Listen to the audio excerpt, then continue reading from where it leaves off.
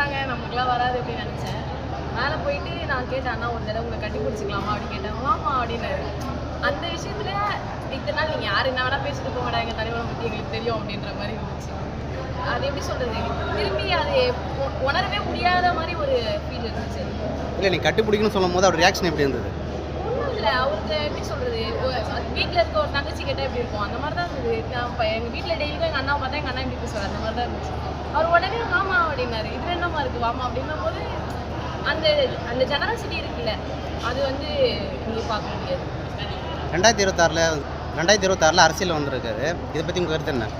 மட்டுமே பண்ணுவீங்க. நான் விஜய் ஃபேன் தான். அவரோட கொள்கையை பார்த்து நாங்கள் விஜய் ஃபேன்ஸுன்றதுனால நாங்கள் எல்லாமே யோசிச்சு தான் முடிவு பண்ணுவோம்.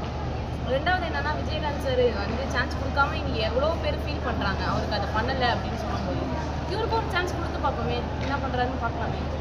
உங்களுக்கு கோரிக்கை